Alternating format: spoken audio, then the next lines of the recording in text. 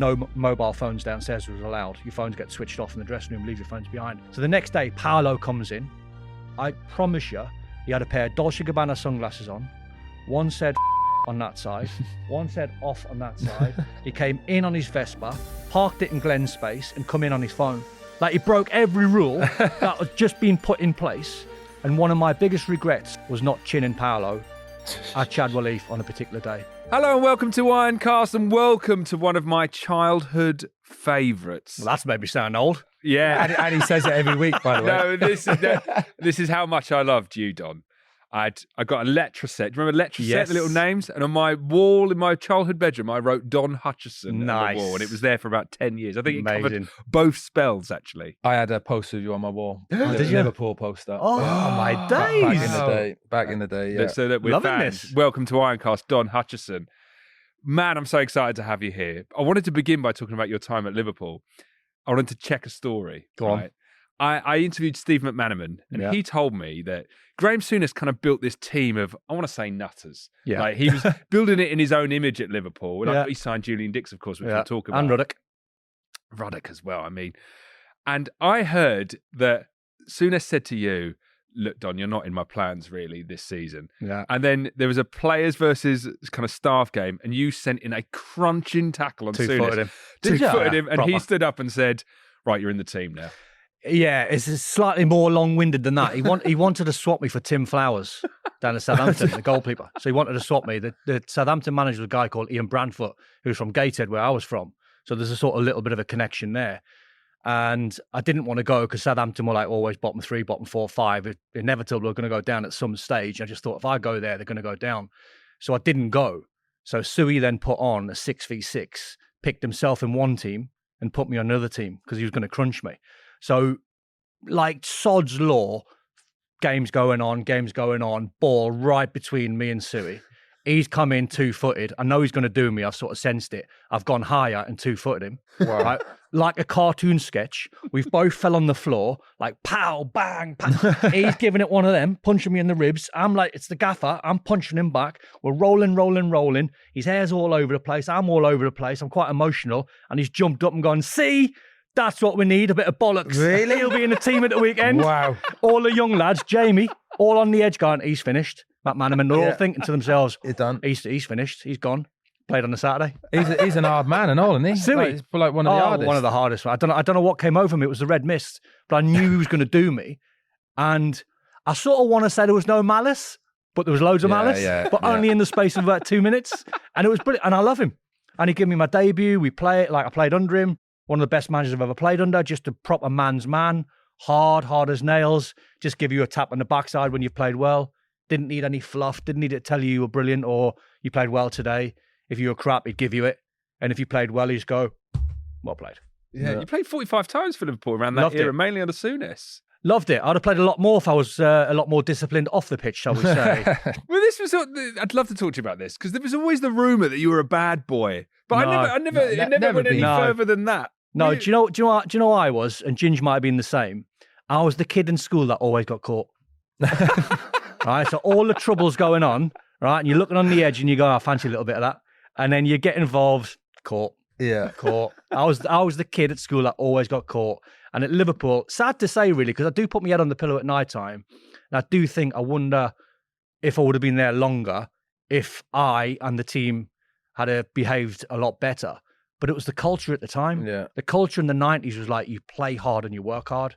And that was it. I mean, none more so when I signed for West Ham and you come down here and you got Faces, Country Club, Charlie Chan's, City Limits, The Castle.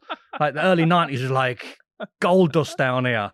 Just for young lads enjoying yourselves. It's just amazing. Can't remember anything of the West Ham games, but you remember Exactly. every pub and club in Essex at the time. Brilliant. We should say we're here at Chadwell Heath Training Ground, which is where you trained. You said, like, in the pulling in, you hadn't been here for 20 years? 20 years. And I've seen the pitch out. Nothing's changed on the outside in terms of where the pitches were and the layout. A lot have changed inside because it was all porta cabins. The gym was a porta cabin.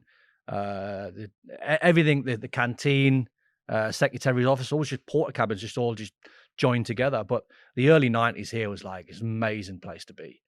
Like the characters in the dressing room were like off the charts. Like you couldn't fail every single day to come in and have a laugh. And you've got no idea what's going to happen. I say it all the time. Did you quite like it when it was?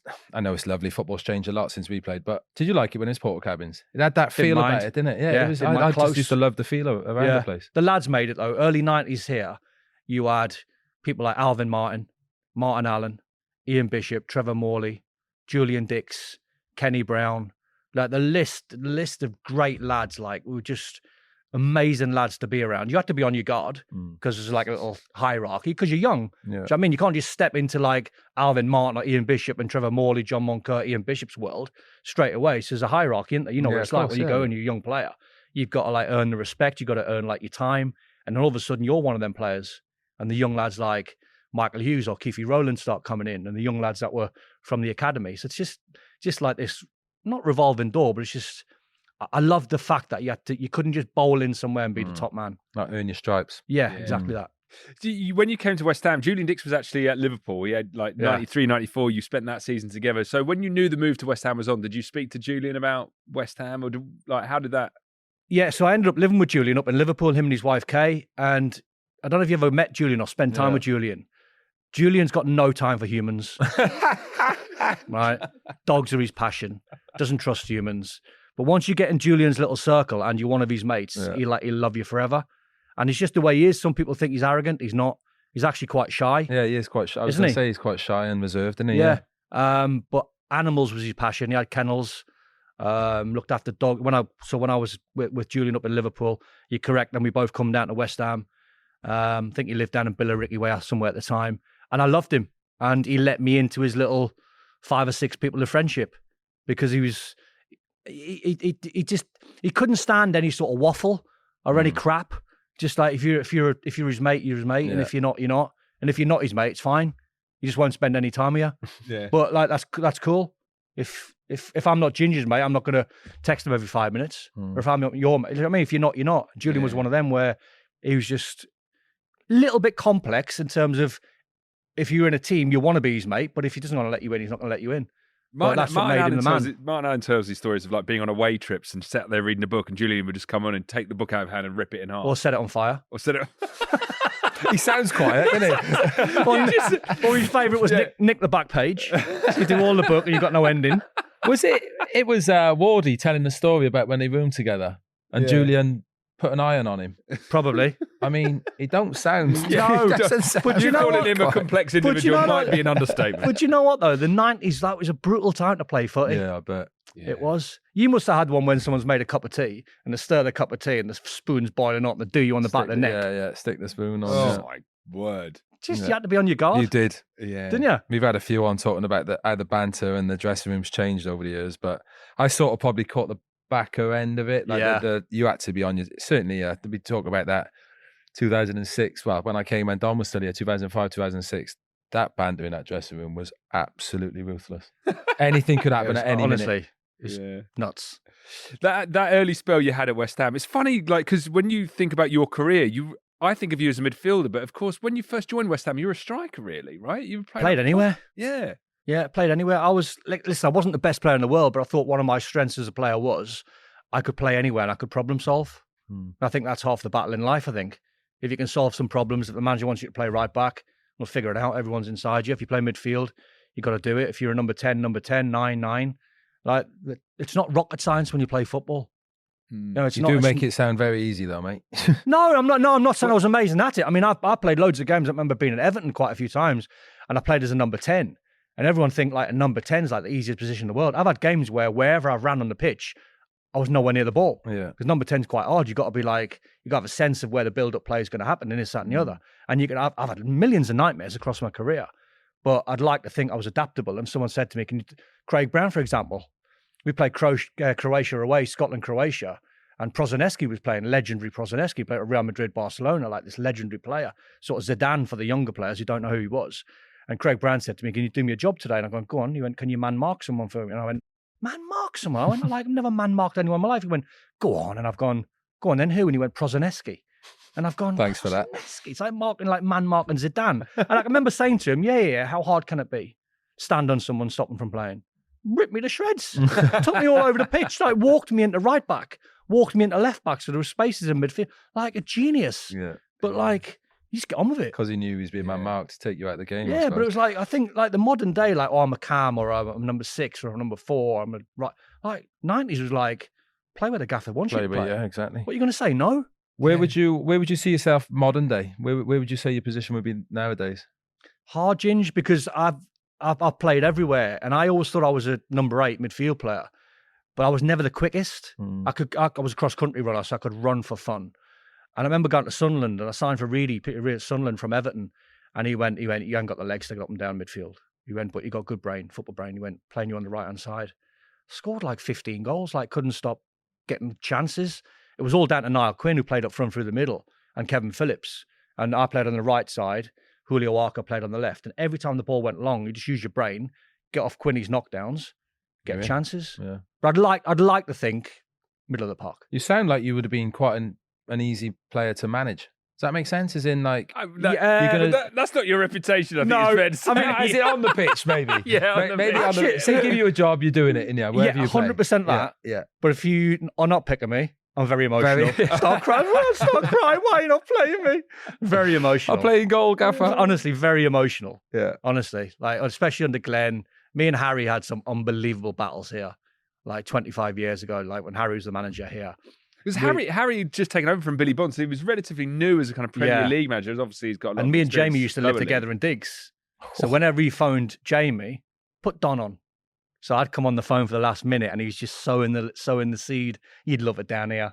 Bish, Monks, Julian, Trev, London. You'd love it. And no, I'm happy. And then all of a sudden, like about 6 weeks later, after sowing the seed, or a bit longer than that, he ends up signing me. Brilliant. Oh, so he said this lovely. Yeah. You scored some big goals. Like, your role as a striker, I think, shouldn't be diminished. Like, I remember Chelsea in the League Cup. Do you remember this? Round 3, October, I think it was 94. A diving header that I tried to replicate over the park. Yeah, I wasn't seeing that again. I wasn't brave though. What do you mean? Was it one of them too? Was it the first minute of the game? Brave enough? Yeah, one of them, because I knew I was going to get clattered. Close your eyes. That's it. Yeah. Done a few. But the big thing about your first season at West Ham, we find ourselves in this relegation battle. And I think some of our final home games are the likes. I think we've got Manchester United final game, obviously, Blackburn, Liverpool. And we enter these final run of games needing to win. Yeah. I think Liverpool in particular, we batter them 3-0. Nighttime game, wasn't it? You scored twice. What a performance. That's the thing about West Ham. When you get into those relegation battles sometimes, just pull out unbelievable performances. And you were a big part of that Good run. players, though. Yeah, good players. Was a joke, wasn't it? Like good players, like people like John Moncur and Ian Bishop. You know, like, I don't know, £100 million players these days. What? I promise you. Show. Chris is quite surprised by that. Clearly. Well, I mean, like, listen, I'm not putting Bish in the likes of Rodri or Busquets or Michael Carrick's quality, but he was unbelievable. Bish, left foot, right foot, any range of pass. Right? He was a guy that was so good, probably in the wrong era. Same as Monks. Like, Glenn Hoddle was a player who Monks absolutely idolised. Glenn was probably the last player before Monks that was two-footed. So you know, John Moncur, we'd play games, go, John, zing a little 2-iron out there with your right foot. And he'd go, zing 2-iron. I go, do on your left foot. And he goes, 2-iron out there. Every pass, every range in the locker, every club. Yeah. Bish was the same.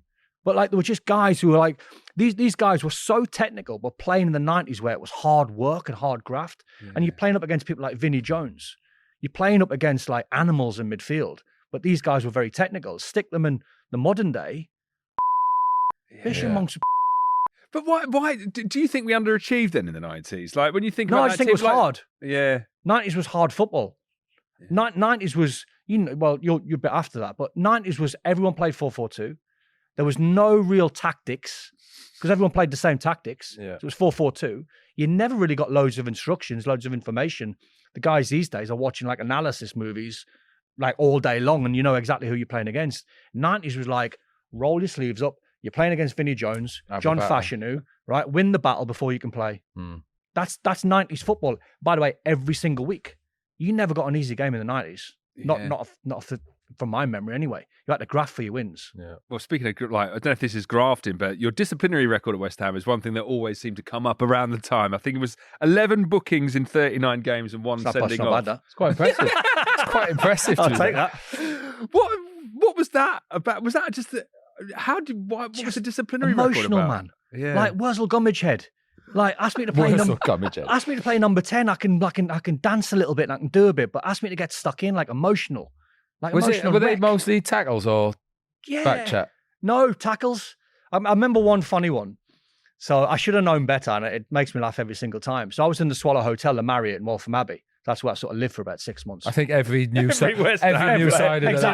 that. I was there for 6 months as well. So we need to do a podcast there because There's some stories there. So I was in there, and Dixie came along, and I think it was Martin Allen. I'm pretty sure it was. It was Julian Dix and Martin Allen. They came along for a free steak, for a bit of food, right? And I can remember, and we're chatting away, and I didn't notice it at the time, but obviously we're trying to set me up, the two of them. And we've had a meal, and we're talking about West Ham, and like the boys are talking about the fans are going, the fans are going to love you. Like, get stuck in. Like, even if you play bad, he went, just like make sure you get stuck in. And Martin was going, yeah, they don't mind like a red card every now and again, because he's obviously he's getting pushed out the side, isn't he? Because I'm coming. He wants me to have a suspension so he can come back into the side. So he's going, get sent off, like rattle someone. And I swear, honestly, we played against Leicester.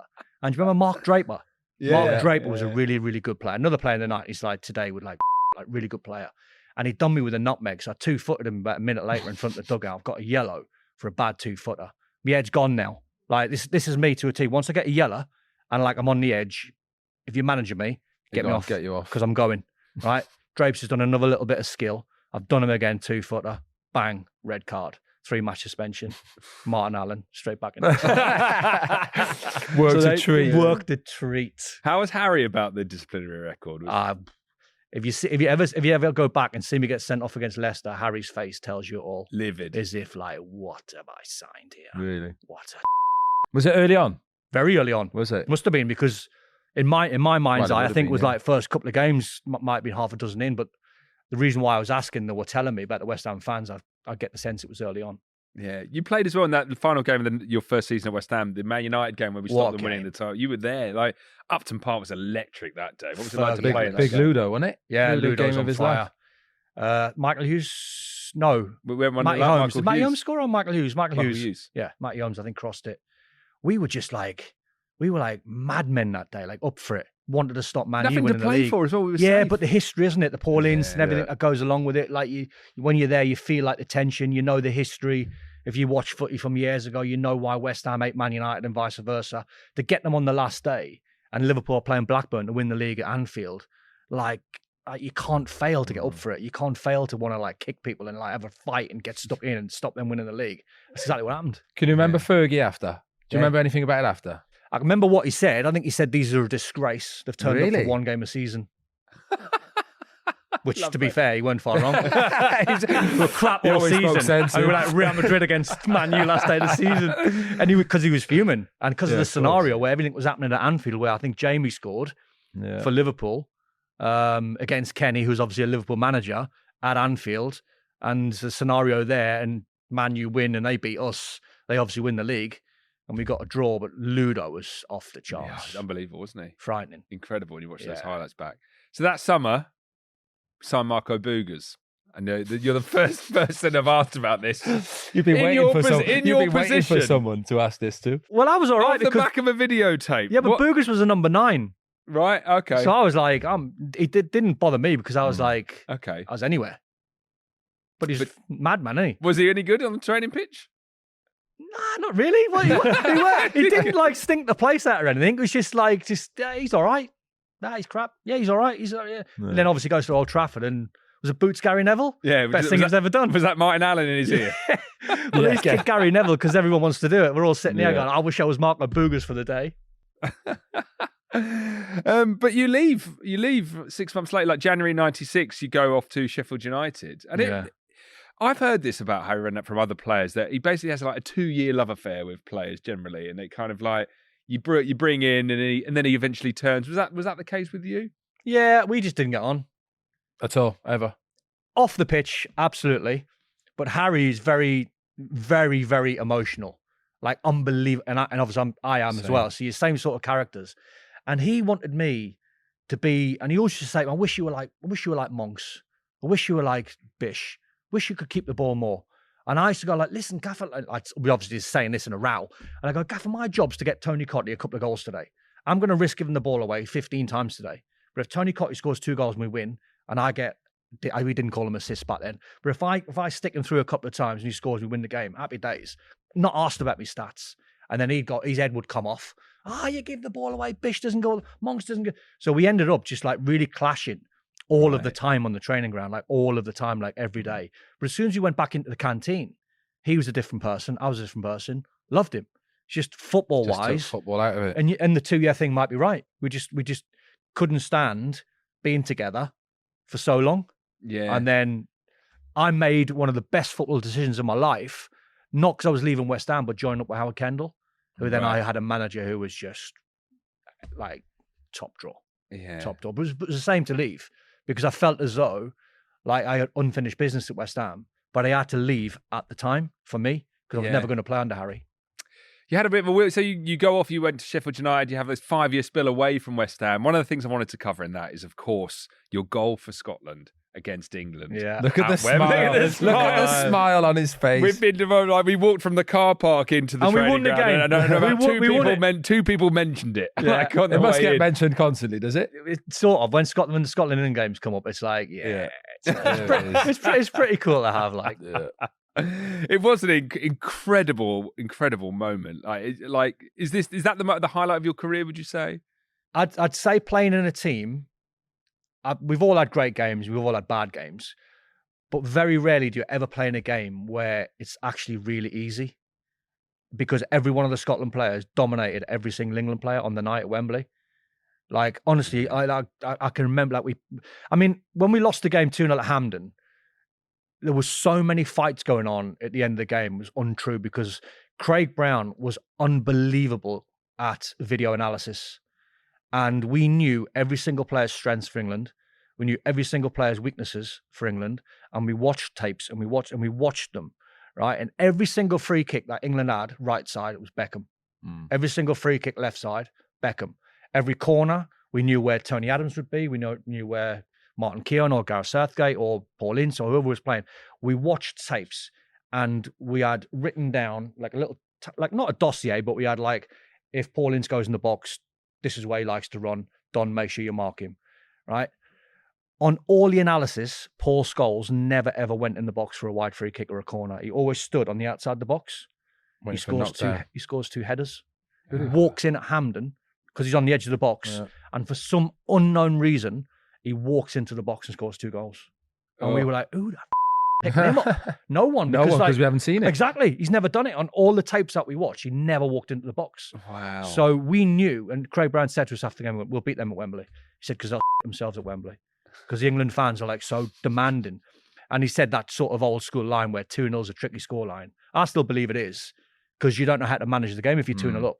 Because do you go and win 3 or 4? Go and get another one, or do you sit back? And they sat back, and every single player, I thought, dominated England that night. I thought the lads were amazing. Fair play to Craig Brown then. He must have been one of the first doing that then, was it? What year was it? Forgive me. 2000, 2001. Was it? Yeah, it was Euro 2000. So 2000, yeah. Been, so 99, 2000. Yeah, it was. But he'd done it ever since we were in the squad. If we go and play Hungary, he'd have like, obviously you haven't got footage and analysis on every single player, but he'd have enough, to give you loads of information before he went on the pitch. He was one of the first. What happened after the game? Which, at England? England, when he scored. Winner. Can you remember? I can. And it's quite emotional, actually, because my old man was a miner and he'd been down the mines for about 35 years. Really tough man, about 6'6", hard as nails. Never seen him cry from my youth.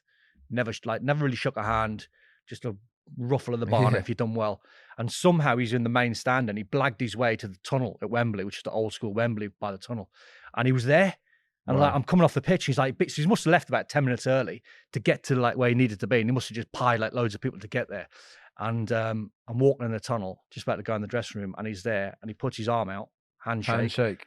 And as he handshaked, he gripped on for a little bit. Wow. A bit too long that he normally grips on for. And a tiny little tear came out. I was gone. Broke me. Because I'd never seen him cry ever in my life. It's like Dad's that is back. Isn't it? My old man was exactly the same. Broke me. It was always a solid handshake. But when they keep on for another 10 seconds. I remember with my dad, sorry, we're talking about yours, but like, do you know when you come off a game as a player and you know you've done all right? So, Don was probably saying not one for praise. Go up to my old man and go, waiting for that. Yeah, you done really well today, boy. Brilliant. Never that. What about the handshake. header? What about this? What about that? You could have done this a bit better. What about the header that you missed there? Yeah. Always. You've had a worldie. And when you're coming off thinking he's going to say something, and it'd always be, you've done all right. I like that, done okay. Done okay, boy. Okay. Yeah. Oh, Well, that was going back. That's what Suey was like as a manager. Yeah. You know, Suey would give you. Yeah. One yeah. Martin O'Neill was the same. Yeah. Martin O'Neill. Didn't need it, did you? No, didn't need it. Because like you read it and you're like, you know you've made them happy. yourself, Like a nod. Oh, that's lovely after the game. Yeah. Have you got your shirt from that day or I have. anything? Yeah, I got my shirt and I swapped with Shearer. Oh, wow. So Shearer's that's good. Shearer's England Framed? shirt. Lovely Framed. memento. Nice. So let's talk about your second spell. Like, I was so excited when you came back in 2001 and you joined around the same time as Tommy Repka, David James. Tommy Repka. Lunatic. We could have an episode just on Thomas Repka Give me a stories, Tommy I Repka think. story. Come on. Tommy Repka. So we had these guys who used to come to the training ground, come here and clean the lads' cars, 25 quid a pop. So the car park was pretty decent at the time. I had a 550 Maranello. Right, Di Canio hated me. Scotsman driving a Ferrari, it's a disgrace. Like Paolo was fuming. Trev had Michael had a Corvette. Michael Carrick had this big black American Corvette thing. I think Trev had a Porsche. JMO had an M3 or something. And Few quid about. Tommy Repka bought a Lamborghini. I can't remember which one, like 250 grand a pop Lamborghini. But he's parked it right up against the wall where our changing room was, the porter cabin. So guys used to clean the car. You give them like 25 quid to do a decent job. He left it in first gear, and the lad turned the key and jumped forward and went through the porter cabin. Bottom end of his Lamborghini is through the porter cabin. Right. Knowing Tommy Repka, he must have been fuming. He weren't insured. No, he was insured. The guys who were cleaning the cars weren't insured to drive cars. Oh, my Tommy had to foot a bill of like, I don't know, 30 grand for a new front end. Oh, that makes me feel sick. 30 grand for a car wash. I presume he took that quite well. 30 grand for a car wash. 30 grand for the car wash. £6.50 to sort the porter cabin out. Oh, Tommy. Yeah, and that first season when you came back to West Ham, you were number 4. Yeah. And like you just playing way, far deeper. And that first season under Glenn Roeder, we were just firing. Seventh, didn't we? Finished 7th. It just felt like this is really the beginning of something with lads like Joe Cole coming through and eventually Glenn Johnson, but Michael Canute, Di Canio, Defoe, Trevor Sinclair. You were saying that's a top 4 team, you think? Maybe. I think now, modern day managers, would have that team close to top 4. Yeah. What if you took Guardiola now and popped him in? So David James in goal. Yeah. Right. Thomas Repka, Christian Daly. I think Nigel Winterburn was at left back. Your midfield of Joey Cole, Michael Carrick, Trevor Sinclair. Yourself. If I get in. Di Canio, Canute, Defoe. So the West Ham, so when you get injured, West Ham, that first season, when you in your second spell, we finished 7th, things are going really well. You're out for 10 months or so. You come back December 2003 and suddenly we're in a relegation battle. I know. But you'd spent that time in the kind of physio room coming back to fitness. Like, could you see things changing? You could just... The thing is about football, Ginger will tell you, when you kick off the season, you've got so much hope, right? You're so optimistic that this season's going to be the season. When you're 7th the year before, you think, right, we can kick on, try and get 5th, 6th, 4th, whatever it might be. And then before you know it, you've lost a couple of games, you've drawn a couple of games, you've won a couple of games, not the end of the world, we're halfway in the league. And then before you know it, it's like Feb, March, and you go, me, we're in the bottom 3. Yeah. Like, and you haven't got no time. Like, because I'm looking around and I'm going like Di Canio, Defoe, Canute, Sinclair, Carrick, Cole. How is this happening? How's this happened? And then before you know it, another 4 games have gone by and you're at like the end of March and you're going like, we are in like a proper relegation scrap here. We're going down. Like, we need to get our fingers out. And then like you'd win a game, not an unexpected one. And then like, you always think you're going to get out of it. And the teams that are in the bottom 3, bottom 5, I always say it now in punditry. Like I say, like what you need when you're down there is back-to-back wins. You're down there for a reason because you don't get back-to-back wins. Yeah. Because you're not good enough. And whenever you win one, it's the good and the bad. Like when you're in the dressing room, if you're going for something, if you're going for a title, or you're going for like top 4, or if you're in the bottom 3, the first thing you do, you'll back me up on this, is when you come in at Upton Park or the new stadium, first thing you do is you bang on the telly and see the results from elsewhere. Yeah. Because if you win and everyone else wins, pointless. Yeah. But if you win and everyone loses, you go... You'd be buzzing. Yeah, and then when you've lost the game, results went for you. And then you've lost the game, and everyone else has lost, and you've got, what result that was? Got away with it. Yeah. But we had, sorry to interrupt you, we had Bo on, didn't we, from the same time? Lee Bowyer was on, who was at the club at the time. Lad. Great lad. He felt like he didn't know, like looking at the squad, he couldn't get why he was down there, but he felt he could see, like maybe in the background, like sort of around the training ground, maybe. When he came, he didn't think it was, what's the word I'm looking for? Like it was a bit loose. A bit loose, Things maybe. are a bit not loose. As professional as it should have been for the squad you had at the time. I think he's being kind there with being. Oh, was he? Do you know what? Our squad wasn't made up of like massive egos, but like it was very talented, and everyone's like vying for like positions, or everybody's vying for like the alpha male in the dressing room, and it wasn't like a bad scenario. It was like an amazing group of lads to be with. But I think Bo's probably got it spot on where it was very, very loose.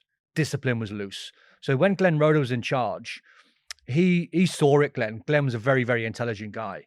And he saw how loose we were. And he tried to put things in place, i.e. brought a chef in, Tim Diath, who was like different class with the food.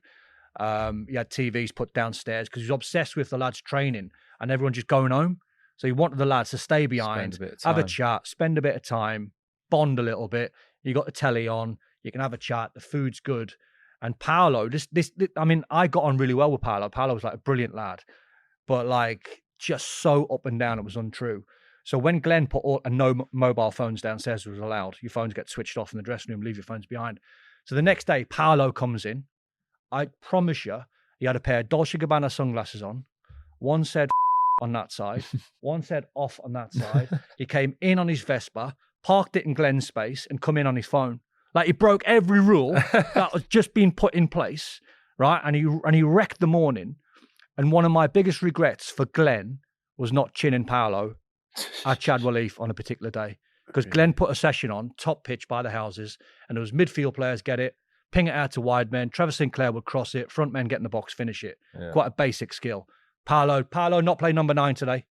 Paolo want to be a midfield player. So Glenn's gone, okay, Paolo, you drill it out there. He's got it out of his feet. He's drilled it 20 yards too heavy into the gardens. Lost ball. Do a session again. Ball, lost ball. Again. Right, messing the session up. Was just because it was Paolo, he had his head on. Yeah, he was just that. Just had his head on. That's Paolo came in that day in that mood. Yeah, exactly. So Glenn said, if you're not going to do the session, get yourself in. Paolo, come in. Right, I should have chinned him. Looking back, would have been the right thing to do. And then he's gone. You hear his Vespa screech out like the car park, and he's off, like a little hairdryer. Comes back in the next day. Hey! Good as gold. Yeah. Right, baked you a tiramisu cake. Paolo baked a tiramisu cake, put it on there, and went, Paolo, really sorry about yesterday. Happy as Larry. Like, it's just up, down, up, down. That's how sort of loose the dressing room was. Talk about players like that. I think they're all a bit like that, and they got to have something a bit different, a bit different about him to be that. I mean, I've got no idea what you put in the cake. But it was decent. But then as a squad, you are like, I've played with players probably not as bad as that. You carry take that them. Though. Yeah, but you take it, wouldn't you? As long as they're doing it on a Saturday, and 9 times out of 10, Paolo was. We go down. You're one of the few, I would say, Premier League quality players who stick around in a summer where every week it just feels like there's a player leaving all the time. What was that period like to have come through? Horrible. I seen some footage on telly the other day. It was like old footage, not of West Ham, just about a team going down. No, actually it wasn't West Ham. And it was Joey Cole coming off in tears. And the worst experience I've ever had in football is getting relegated. You been down? No. It's soul destroying. It's horrible. You feel like gutless. You've got nothing inside of you. You want to cry. Fans, you look and all the fans are in tears. And the bit that I saw on the telly the other day, the commentator said, and it was Joe Cole going off, he went, some of these West Ham players will never make it back to the Premier League or never play in the Premier League next season. They won't make it back for next season. And like you hear it and you go, that's actually really true. Like you never know if you're going to come back.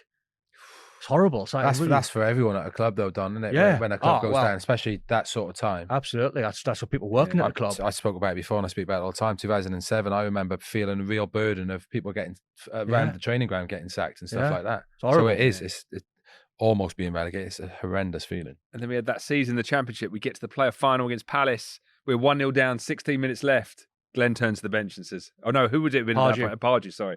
Pardew turns to the bench and says, Don, save us. He didn't actually say that because we hated each other. So there's no way he'd have said to me, Don, save us. It was probably the last throw of the dice. And I don't think it was 16. It felt like about 6. We apparently, as the story goes, apparently I think Ian Dowie was the Palace manager. And apparently the Palace players knew they'd beat us before the game started because Pardew made us wear, not made us wear, because we looked $1 million actually. We looked and we had all like a socks on perfect, shorts perfect, top on, and a tracksuit top. Yeah. Like We Are West Ham or something on the back. Yeah. Like something like, and Palace like Ragos Rovers, socks down like Michael Hughes, Ian Dowie, like all young kids, Neil Shipley, guys that just look like a bag of and we're standing there looking $1 million and they thought, look at these. We got these today. Got these. Look at these flash West Ham players. Like, look at them. They've done us 1-0. Oh, it's terrible. Bleak day. But we came out the season after. Preston? Yeah. Obviously. And that was the summer you left as West Ham kind of got back to the Premier League. That completed your journey. But your West Ham journey continues to this day. Conference League final, whenever I watch the highlights back, which is at least once a week, I get to hear your voice, Don. You commentary in Prague alongside Robbie Savage. What was it like? How was it for you? It was amazing. It was like, because I didn't feel for the players on the pitch in terms of what they'd done. I got more the sense of what the West Ham fans in the stadium had been through my days. Yeah. Disappointment, like rejection, like relegation. So seeing like grown men, women like cry in their sort of like whatever, 50s, 60s, they've been through the 90s football. So that's what got it for me. And the scene when the final whistle went, when Moisey ran across, I think to see his old man in the corner. I can remember saying on commentary, because we were all sort of chatting, and I remember like having a little meeting between Adam Summit and the commentator Robbie Savage and myself. And it was like 3 of us on comms. And I was going like, lads, today, like, let's not just jabber on. Let's just like hardly speak, because everyone watching the game, they've not tuned in for us 3. Let the pictures tell a story. And I remember like Robbie like delivering his line, like, look at David Moyes, like what it means for him. And then when Adam sort of threw to me, I went, if you don't mind, Adam, I'm not going to say anything, because I can't do any justice to watching Moisey run across the elation on his face. I'm just going to keep quiet and watch it. And a lot of people have sort of said that was like a really nice thing to do. Oh, all right, Don, I've absolutely loved this chat, but we're going to end with our brand new feature, which is Mystery Player. Now, Ginge struggled last week. Come on, Ginge. You say struggled. I got it in 3 questions. Well, look. Is that struggling, is it? In my book, yeah. But this week, we've got your help. It's not going to go any better, so... Are we a team? We've got you're a team. You're on the same team now, okay? 6 clues. You've got to name the player. He's a ex-West Ham. And he did play with you both. He played with you both. Ooh. Clue number 1. I was born in Hampstead, London on August 25th, 1979. 79. August baby, born in Hampstead, 1979. 79, what's that make him? 34-ish? Yeah. So I don't know. What, 44? 44. Yeah. Just a decade. He'd still be playing. Still be playing, yeah. Doesn't bode well for the rest of this quiz. Born in Hampstead in 1975. 1979. 1979. I don't even know where Hampstead is. Only a couple of years. He's only a couple of years older than me. All right, I'm not getting it from that. I've got no idea. I began my career with Nottingham Forest. Marlon Airwood. Oh, Don's done it. Don's done it. I was gonna go Teddy Sheringham, but he's definitely older than that, Ted. Don, unreal. Marlon Harewood. After 2 clues. Well done, Don. Fantastic stuff. Here's the rest of the clues if you want to play along at home. I've played for clubs in Finland, China, and England. Oh, I wouldn't have got off Finland. Finland? Yeah. I think who did he play for in Finland? And China. He's had more clubs than Nick Faldo or Marlon. You should have done Finland and China before that one. Yeah. We'd never got it. I rejected an international call-up from Barbados in 2008. After retiring, I went into a business customizing cars. According to my Instagram, I'm a dad, entrepreneur, and sports personality. I knew that was going to get a mention. And a good lad. I think he's a good lad. That was on last week, that post on his Instagram. I think he's been hacked. I mean, you don't put that on your own Instagram. Sports personality. Check the spelling. Yeah. I mean, if you spelled it wrong, he's put it on. Yeah. Don, thank you so much for this chat, and thank you for the memories down the years. Man. You had such a great, the teams you were in and the times you provided us. Brilliant. Fantastic Cheers, stuff. Don. Thanks, mate. And thank you for listening. We'll see you next time on Ironcast. Until then, come on, you Irons.